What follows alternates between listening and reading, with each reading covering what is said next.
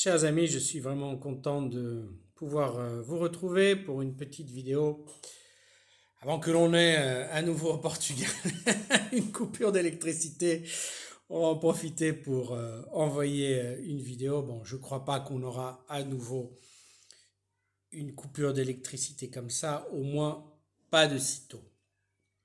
Alors pourquoi est-ce que j'ai décidé de faire cette vidéo? Parce que ce matin, j'ai senti dans ma prière que Jésus me demandait de prendre la lettre de Saint Jacques, donc je l'ai ici devant moi, on va l'utiliser, et de prendre spécifiquement le premier chapitre de la lettre de Saint Jacques. Alors je ne sais pas si ça vous arrive, vous, quand vous priez, mais quand le Seigneur te demande de prendre une partie de la Bible, de lire un passage biblique, s'il te plaît, fais-le, écoute cette petite voix qui résonne dans ton cœur, c'est important.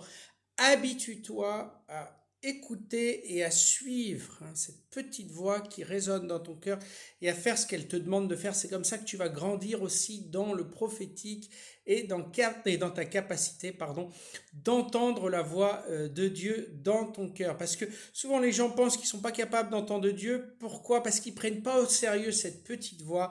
Et donc, ils ne savent pas qu'ils ont de fait cette antenne, qu'ils ont de fait cette capacité. Alors, c'est extraordinaire quand on le fait, il y a vraiment des lumières que le Seigneur nous révèle. Alors, moi, je voulais juste vous partager quelques lumières. Alors, ce ne sera pas trop structuré, mais je pense que cela aura un impact vraiment positif sur votre vie, puisque ça vient de la prière, ça vient de ce que j'ai reçu dans la prière, et j'imagine que ce que je reçois dans la prière, c'est important que je le partage pour enrichir les autres et les aider enfin sur leur chemin. Alors, la lettre commence par évidemment le premier verset qui dit: Jacques, serviteur de Dieu et du Seigneur Jésus-Christ, aux 12 tribus qui sont dans la dispersion. Salut. Alors moi, la lettre de Jacques, je l'ai lue des tonnes de fois. C'est une des lettres que j'ai le plus lues.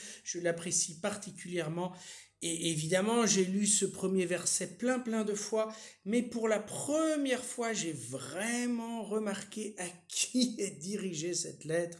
Elle est dirigée aux 12 tribus d'Israël qui sont dans la dispersion. Alors évidemment, Jacques, à l'époque, il écrivait aux différents juifs convertis au christianisme et qui se trouvaient un peu partout dans le monde connu de l'époque. Et donc, il dirige ça aux 12 tribus. Il adresse ça aux 12 tribus et je me dis, non mais attends, les 12 tribus, c'est nous. Dans un certain sens, bien entendu.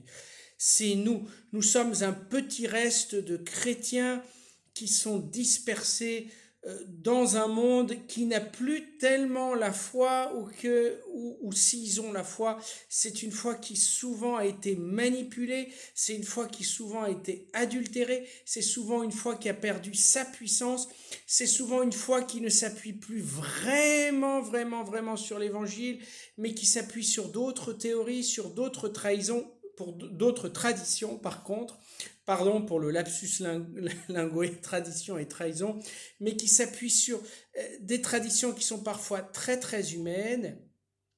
Et donc on a perdu cet évangile, a perdu cette puissance de transformation dans notre vie. Et c'est pour ça, en grande partie pour ça, que nos églises petit à petit se vident. Alors, cette lettre, elle est particulièrement pour vous qui voulez construire votre vie sur l'évangile et qui vous sentez dans la diaspora, c'est-à-dire dans cette espèce de dispersion.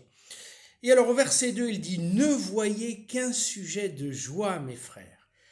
Qu'un sujet de joie en quoi? Dans les épreuves de toutes sortes qui tombent sur vous. Waouh, c'est un verset qui est très fort. Quand on médite un peu là-dessus et quand on réfléchit à ce verset, ne voyez qu'un sujet de joie. Mon Dieu, mais nous avons des épreuves de toutes sortes, ça c'est absolument vrai dans nos vies. Euh, L'adversaire a une imagination absolument incroyable pour essayer de nous déstabiliser et pour essayer de nous faire souffrir. Si ça vient pas d'un côté, ça vient de l'autre. Des fois, on est attaqué par des gens auxquels on s'attendrait absolument pas. Le démon peut se servir d'absolument n'importe qui pour pouvoir nous faire du mal et pour pouvoir nous déstabiliser. Alors c'est vrai, il y a des épreuves de toutes sortes, mais alors ce qui est très fort, c'est que Jacques dise, ne voyez qu'un sujet de joie. Il y a vraiment, frères et sœurs, quelque chose que l'on a besoin d'apprendre par rapport à la croix de notre Seigneur Jésus-Christ. C'est pas par hasard si ce Jacques a été nommé par le Seigneur comme l'apôtre de Jérusalem. Alors vous savez que les apôtres sont partis un peu partout dans le monde pour évangéliser. Pierre a fini sa vie à Rome, de fait avec Paul. Thomas est allé en Inde, etc., etc. Et Jacques, la mission qui lui a été donnée, c'était de rester à Jérusalem. Je ne parle pas de Jacques, frère de Jean, je parle de celui qu'on appelle Jacques le mineur, voilà, qui était cousin de notre Seigneur Jésus-Christ, qui était probablement de la tribu de Juda. C'est pour ça qu'on lui a demandé de rester à Jérusalem. Et alors, cet homme savait ce que ça veut dire, ce que ça voulait dire, vivre dans des épreuves de toutes sortes. Il était dans une ville qui était dominée par une culture juive à l'époque qui était hostile au christianisme. Et lui, il avait appris à faire des épreuves uniquement un sujet de joie. Alors, je pense qu'il faut vraiment que l'on demande à l'Esprit Saint de faire que ce verset vienne faire sa demeure dans notre cœur. Alors, ça peut être très très important, frères et sœurs, d'apprendre certains versets par cœur et de les réciter réciproquement. Alors, si tu veux apprendre à faire des épreuves un sujet de joie, et je pense qu'on a tous intérêt à le faire, parce que imaginez si l'épreuve devient pour toi uniquement un sujet de joie, qu'est-ce qui va pouvoir te déstabiliser dans ce monde? Qu'est-ce qui va pouvoir t'atteindre et qu'est-ce qui va pouvoir te faire chavirer? Absolument rien. Donc, apprenons ce verset par cœur et récitons-le plusieurs fois dans la journée pour que cette parole de Dieu vienne s'incarner dans notre cœur, dans notre esprit, dans notre psychologie, dans notre mental et transformer nos réactions et nos attitudes les plus basiques. Et alors il continue, sachant que l'épreuve de votre foi produit quoi? La patience. Et la patience, c'est une chose merveilleuse. La patience, c'est précisément cette vertu qui te permet de vivre les épreuves, parfois les plus dures, en paix. Patience. Savoir souffrir dans la paix. Et ça, c'est un art. Ça, c'est une grâce absolument spectaculaire, frères et sœurs. Nous avons besoin de vivre dans la paix et de conserver la paix du cœur. Quand tu pries en paix, à partir de ce lieu magnifique, à partir de ce lieu merveilleux qui est la paix, ta prière devient toute puissante. C'est pas par hasard que Jésus-Christ, lorsqu'il apparaît ressuscité aux apôtres, la première chose qu'il va leur dire, c'est shalom, c'est-à-dire paix, parce que tout se construit sur la base de la paix. Il y a un homme, une femme qui sait faire le combat de la paix, qui sait se maintenir en paix au milieu des épreuves. Cet homme, cette femme aura une grande puissance de grâce et de prière dans sa vie, et en même temps, il ou elle prendra les bonnes décisions. Parce que, évidemment, quand il y a un climat de paix, il y a aussi un climat de discernement. Alors, vous voyez ces lumières-là que j'ai reçues ce matin, je les ai prises dans mon cœur et je me suis dit, Antoine, il faut que tu demandes à l'Esprit Saint cette grâce, et on va tous demander à l'Esprit Saint cette grâce. Alors, je ne sais pas combien d'entre vous, vous allez entendre cette vidéo, mais je vais vous demander une chose. Priez pour tous ceux qui vont entendre cette vidéo et pour que tous ceux qui vont l'entendre reçoivent cette grâce de vivre dans la paix. Alors, vous savez, ici, on a eu une coupure de courant au Portugal et je peux vous dire que les gens étaient affolés. Moi, j'étais allé au supermarché Aldi et Lidl. Alors d'abord, on était allé à Aldi parce que je voulais simplement acheter ce dont j'avais besoin pour le dîner. Moi, j'ai pas énormément d'argent, donc on vit un peu au jour le jour, on fait pas de grandes dépenses. Donc moi, je suis allé à Aldi pour acheter de quoi dîner. Il y avait une queue de fou. Je me suis dit, ah non, non, on va plutôt aller au Lidl. La queue était encore plus grande. Les gens étaient affolés. Ils achetaient des litres et des litres et des litres d'eau. Le supermarché a été vidé en quelques heures. Et vous savez quoi? Moi, j'ai reçu la grâce de la paix. Pourquoi? Parce que de fait, j'ai prié, j'ai dit au Seigneur, mais Seigneur, cette coupure de courant, ça va durer des jours. Il y a un ministre portugais qui a dit que le courant serait rétabli, que ça prendrait une semaine pour que le courant soit parfaitement rétabli. Alors évidemment, il y a des gens qui ont stressé, évidemment. Et moi, j'ai demandé au Seigneur, Seigneur, est-ce que je dois me préoccuper? Et j'ai senti que le Seigneur me disait, vous voyez, à nouveau, la capacité d'entendre Dieu, c'est tellement important, frères et sœurs. Alors, dans ma prière, j'ai senti que le Seigneur me disait, Antoine, ne te préoccupe pas, le courant sera rétabli aujourd'hui. Et de fait, je faisais une petite promenade hier soir parce que je me suis dit, il n'y a pas d'électricité. Ce soir, tu vas voir les étoiles comme jamais tu les as vues. Et donc, on est sorti dans les rues. Alors, la nuit, elle a une majesté incroyable quand il n'y a pas d'électricité. On voit la splendeur de la voûte céleste, on se rend compte qu'on n'est vraiment pas tout seul, on se rend compte qu'on est vraiment, qu'il y a vraiment un créateur, parce que c'est pas possible que cela soit le fruit du hasard. Alors on contemplait cette nuit majestueuse, et puis tout d'un coup, la lumière est revenue, et je dis mince alors, la nuit a perdu sa majesté.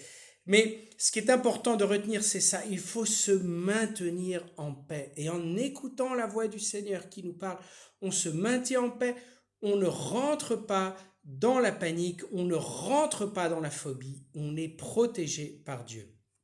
Et je termine avec le verset 5 qui est aussi c'est une pépite, c'est un trésor pour notre vie. Donc Jacques dit, si la sagesse fait défaut à quelqu'un d'entre vous, je pense qu'on a tous besoin de sagesse, hein, si on va être honnête. Vous savez, c'est quoi la différence entre la connaissance et la sagesse? C'est que la connaissance est plutôt mentale, hein, j'étudie des choses, j'étudie la Bible, j'étudie un livre, enfin je ne sais pas. Et donc ça reste plutôt mental. La sagesse, c'est cette connaissance qui descend dans le cœur. C'est pas parce que je connais beaucoup de choses que je vais prendre les bonnes décisions. Par contre, quand cette connaissance devient sagesse, quand elle envahit mon cœur, quand elle fait partie de mon cœur, quand j'ai intégré cette juste connaissance, cette connaissance de la vérité, quand je l'ai intégrée dans mon cœur, je peux prendre les bonnes décisions et elle devient sagesse. Alors, si la sagesse fait défaut à quelqu'un d'entre vous, oui, bien sûr, on a tous besoin de sagesse, qu'il la demande à Dieu. C'est tellement simple. C'est tellement simple la réalité de l'évangile. C'est tellement simple. Qu'il la demande à Dieu. Lequel, Dieu, évidemment, donne à tous simplement. Il faut rester simple dans la vie. J'ai besoin de sagesse, je la demande. Et c'est très important après ce qui vient. Lequel, Dieu, donne à tous simplement sans rien reprocher. Ça, c'est une clé importante pour notre vie. Parce que des fois, frères et sœurs, parce que l'on a péché, parce que l'on n'a pas eu une vie si digne que cela, parce que des fois même, on a pu commettre des meurtres, on a pu commettre des péchés très très graves. Et néanmoins, si tu demandes à Dieu des grâces, Dieu va te les donner sans rien reprocher. Cet homme, Jacques, est vraiment inspiré, et il a vraiment compris quelque chose sur le cœur de Dieu. Et en même temps, rendez-vous compte d'une chose, Jacques était le cousin de Jésus. Il a vécu à Nazareth avec Jésus. Si quelqu'un connaissait Jésus, c'était lui. Et en plus, il a accompagné Jésus 3 ans durant son ministère. Donc lui, il sait comment Jésus réagit et comment Dieu réagit. Dieu est miséricordieux. Il ne te reproche rien. Effectivement, à la fin de ta vie, tu seras jugé par Dieu. Mais si toi, tu demandes la sagesse à Dieu, comment est-ce que Dieu va te reprocher quoi que ce soit? Des fois, nous, on pense, non, mais si je demande à Dieu la sagesse, alors que j'ai fait des tas de choses erronées, je suis un espèce d'hypocrite. Et on se dit, comment est-ce que tu oses encore venir à Dieu? Ou alors on s'imagine que Dieu va nous regarder et va nous dire, mais toi, comment est-ce que tu oses encore me demander des choses alors que toi, tu as fait ceci, cela, etc., etc., etc. Écoutez, cette pensée certainement ne vient pas de Dieu, vient d'une vision erronée de Dieu, ou vient même des forces des ténèbres. Dieu donne à tout simplement, sans rien reprocher. Tu as eu plein de péchés dans ta vie, tu as eu même des péchés très très très graves, et tu demandes la sagesse, qu'est-ce que tu penses que va faire Dieu? Dieu va se réjouir, il va dire, bah voilà, évidemment je vous donne de la sagesse pour qu'il puisse éviter le péché dans sa vie. Précisément parce que tu as des fautes tellement grandes, le Seigneur se rend compte que tu as besoin de la sagesse.